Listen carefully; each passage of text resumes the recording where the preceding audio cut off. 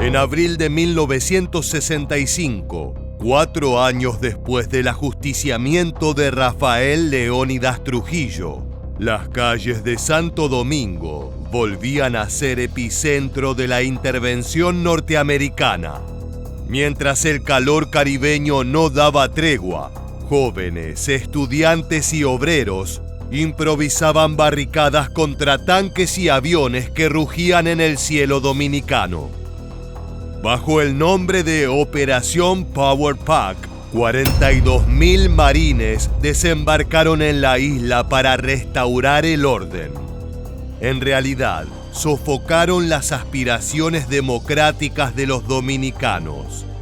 Aquella invasión marcaría para siempre la memoria de un país que una vez más veía cómo su destino era decidido por otros. Nosotros vimos en el barrio, empezaron a llegar los primeros militares constitucionalistas, casi en horas de la madrugada, porque esa noche nadie durmió en el barrio.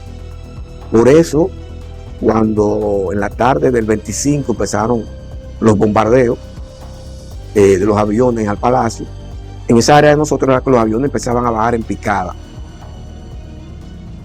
El 30 de mayo de 1961, una ráfaga de disparos en una carretera de San Cristóbal terminó con la vida de Rafael Leónidas Trujillo. El dictador había gobernado con mano de hierro durante más de 30 años, tejiendo un sistema de control absoluto sobre la política, la economía y la vida cotidiana de los dominicanos. Su muerte abrió un vacío de poder. Muchos respiraron aliviados, soñando con un futuro democrático, pero los viejos resortes del autoritarismo no tardaron en moverse para sobrevivir. Estados Unidos, que durante décadas había tolerado y sostenido al jefe por su férreo anticomunismo, miraba con cautela la transición. Washington quería evitar que el país siguiera el camino de Cuba, donde en 1959 la revolución había desafiado al dominio estadounidense en el Caribe. En ese clima de incertidumbre emergió la figura de Juan Bosch, un intelectual y político del Partido Revolucionario Dominicano, que prometía un gobierno democrático y reformas sociales. En diciembre de 1962, los dominicanos acudieron a las urnas por primera vez en más de 3 décadas. Bosch ganó con amplia mayoría y asumió la presidencia el 27 de febrero de 1963. Su gobierno impuso una nueva constitución que garantizaba libertades civiles, limitaba el poder militar y proponía reformas agrarias para beneficiar a campesinos y trabajadores. Fue un soplo de aire fresco tras décadas de represión. Pero la reacción no tardó en llegar. La agudización de las contradicciones y las ambiciones de poder movieron a sectores de las Fuerzas Armadas a dar un golpe de Estado el 25 de septiembre de 1963, que derrocó el gobierno legítimamente constituido del profesor Juan Bosch. El gobierno de Bosch, quien había gobernado democráticamente por 7 meses, fue sustituido por un régimen de facto, el triunvirato.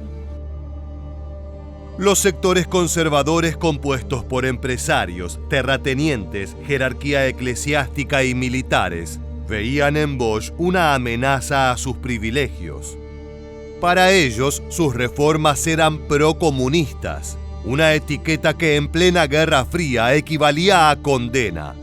Estados Unidos, aunque oficialmente lo había apoyado, desconfiaba de su autonomía política. Fue ese contexto el que llevó a que el presidente dominicano fuera derrocado en cuestión de meses. Un grupo de militares tomó el poder con el visto bueno de Washington, dando lugar a la instauración de un gobierno civil-militar conocido como el Triunvirato, encabezado por figuras débiles y controlado por las Fuerzas Armadas. Ahora bien, el nuevo régimen carecía de legitimidad y rápidamente se ganó el rechazo popular. De esa manera, entre 1963 y 1965, El país entró en una espiral de protestas, huelgas y conspiraciones. La promesa de democracia se desvanecía y en su lugar reaparecía la sombra de la represión. El pueblo clamaba por el retorno de Bosch y de la Constitución de 1963, mientras los militares endurecían su control. La crisis se inculcaba en las calles esperando estallar. Las masas populares se lanzaban a las calles en apoyo al movimiento constitucionalista, que clamaba retorno a la constitucionalidad y regreso de Bosch sin elecciones.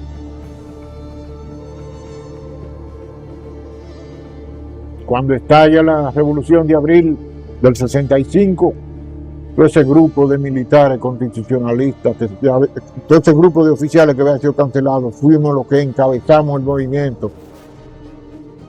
El 24 de abril de 1965, el descontento acumulado se transformó en insurrección. Un grupo de militares constitucionalistas encabezados por el coronel Francisco Alberto Caamaño se alzó para restaurar en el poder a Juan Bosch. A ellos se unieron miles de civiles, estudiantes, obreros, profesionales y mujeres que cargaban municiones entre las barricadas. La consigna era clara. Había que defender la Constitución de 1963 y recuperar la democracia robada. Las calles de Santo Domingo se llenaron de gritos, banderas y disparos. En improvisadas barricadas, jóvenes con fusiles viejos y escopetas recortadas se enfrentaban a las tropas leales al triunvirato, comandadas por el general Elías Wessing y Wessing. La ciudad, dividida en zonas de control, parecía un tablero de guerra. Cada esquina, cada edificio podía convertirse en trinchera. La revolución tenía un aire romántico y desesperado.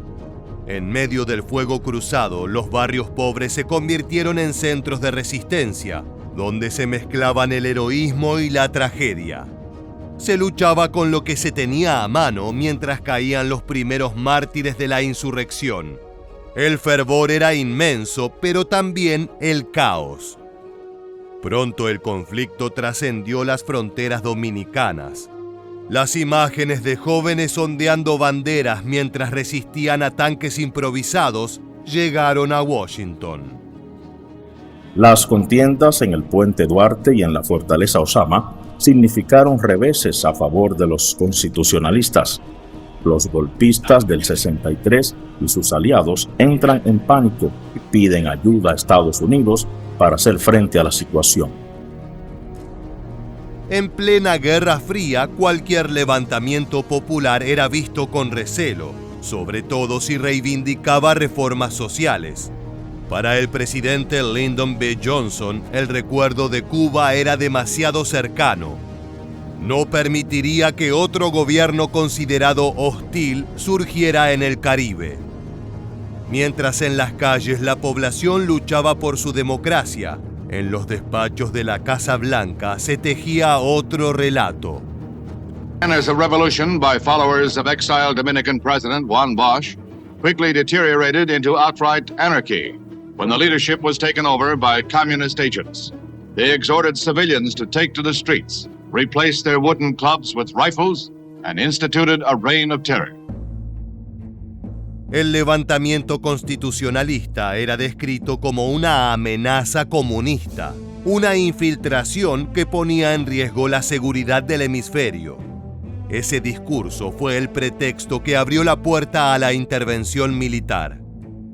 La Revolución de Abril había encendido una llama de esperanza entre los dominicanos, pero en cuestión de días esa llama iba a enfrentar la maquinaria militar más poderosa del continente. Lo que había comenzado como un levantamiento por la democracia estaba a punto de convertirse en una guerra desigual con un desenlace impuesto desde afuera. The American nation cannot, must not, and will not permit the establishment of another communist government in the Western Hemisphere. El 28 de abril de 1965, el presidente Lyndon B. Johnson dio la orden. Bajo el argumento de proteger las vidas de ciudadanos estadounidenses y evitar una infiltración comunista, se inició la Operación Power Pack. En cuestión de horas, barcos y aviones estadounidenses comenzaron a descargar miles de marines en las costas dominicanas.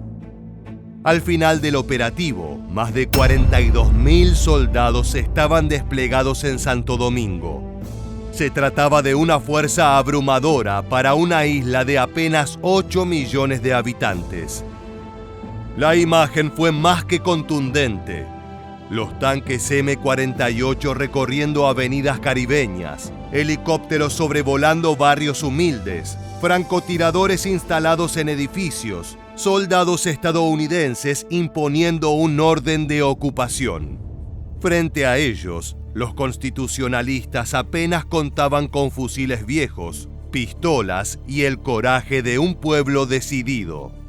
La desproporción era obscena y la publicidad ideal para los norteamericanos en tiempos de Guerra Fría. Within a week, the initial force of Marines was bolstered to 14,000 men, including units of the 82nd Airborne.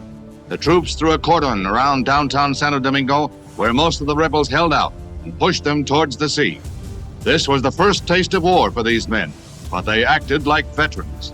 Efficiently trained, they flushed out snipers, but not without cost.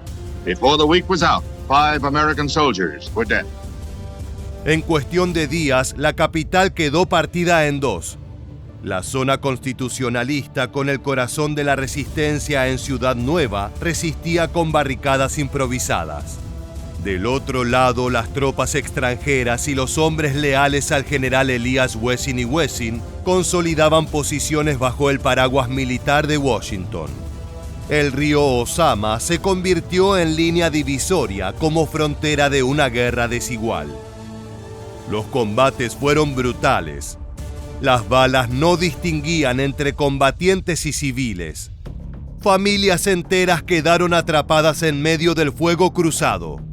Testigos de la época recuerdan cómo las calles se teñían de sangre, mientras los altavoces estadounidenses anunciaban que la misión era restaurar la paz. Un ejemplo de estos actos de violencia muestra como protagonista al Centro de Enseñanza de las Fuerzas Armadas, o CEFA, cuyo rol fue salvaje durante una etapa de los combates conocidos como la Operación Limpieza. En la Operación Limpieza, a lo que ellos más le hicieron daño fue a la población civil inocente, porque el CEFA entraba a un sitio acabando con todo lo que encontraba. Sin embargo, los constitucionalistas, con el coronel Francisco Alberto Caamaño al mando, resistieron con una mezcla de disciplina y heroísmo, conscientes de que enfrentaban a una superpotencia que nunca permitiría su victoria. Como si fuera poco, a la operación estadounidense pronto se le sumaría una fuerza interamericana bajo el nombre de Organización de Estados Americanos y comúnmente conocida como la OEA. Esta se encontraba integrada por tropas de Brasil, Honduras, Nicaragua y Paraguay. En teoría era una misión multinacional, pero en la práctica era el sello diplomático que legitimaba la intervención ordenada por Washington. Lo que en Santo Domingo era visto como una invasión, en los foros internacionales se maquillaba como una operación de pacificación. 49 U.S. servicemen were wounded during the action. The OAS announced that an inter-American force would be formed to maintain the peace until a new government is able to take over. When the inter-American troops arrive, units from the United States will be withdrawn. El efecto psicológico fue devastador. Para muchos dominicanos, ver soldados extranjeros patrullando su capital evocaba la amarga memoria de la primera ocupación de 1916. La historia parecía repetirse, con la soberanía quedando subordinada a intereses ajenos. La Revolución de Abril, que había nacido como un reclamo democrático, se enfrentaba ahora a la maquinaria de la Guerra Fría. La balanza estaba inclinada desde el inicio. La resistencia constitucionalista, aunque valiente, no pudo sostenerse frente a la fuerza militar desplegada por Estados Unidos. La presión internacional, sumada a los esfuerzos de mediación de la OEA, condujo a un acuerdo: la creación de un gobierno provisional encabezado por Héctor García Godoy. El coronel Caamaño, convertido ya en símbolo de la resistencia, aceptó el cese de hostilidades para evitar más derramamiento de sangre, aunque en las calles aún se podían sentir los ecos del combate. Death still stalks the streets of Santo Domingo, although the people appear calm in the wake of the revolt that claimed 2,000 lives. As the Marines clear the last rebels from the international zone, 2 more Americans are reported dead. This brings to 10 the number of U.S. service dead on the day of the truce signing. Finalmente la paz parecía haber llegado, pero eso no significaba justicia. En 1966, bajo la vigilancia internacional y con las tropas estadounidenses aún presentes, se organizaron elecciones.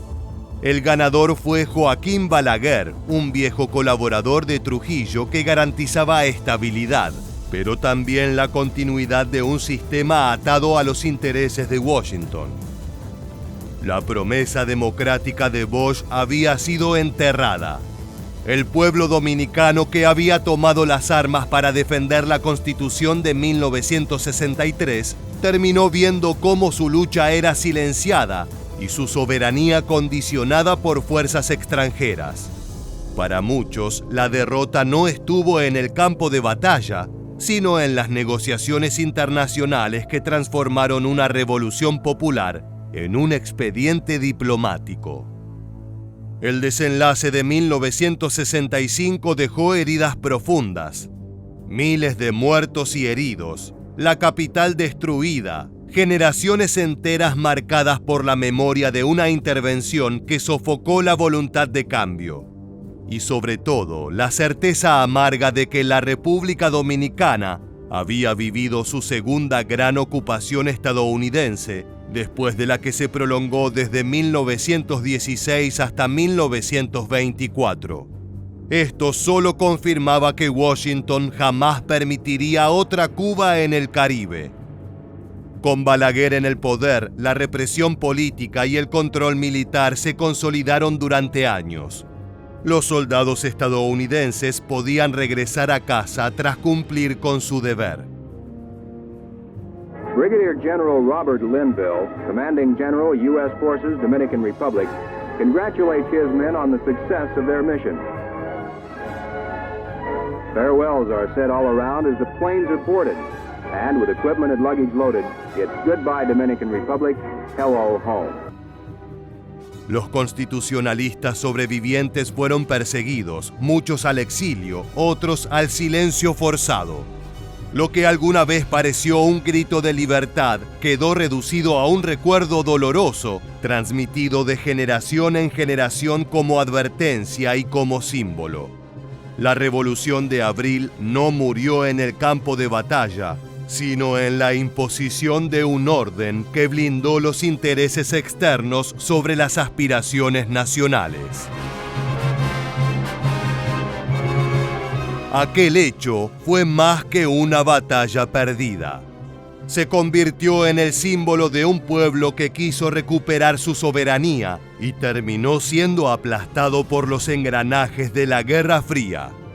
Estados Unidos justificó su acción en nombre del orden, pero para los dominicanos fue otra ocupación que quebró sus sueños de democracia. La historia recuerda a esas semanas como la guerra olvidada del Caribe, un eco de resistencia ahogado por cañones extranjeros. Hoy, cada recuerdo de 1965 es un recordatorio de lo que significa luchar por la libertad en medio de gigantes.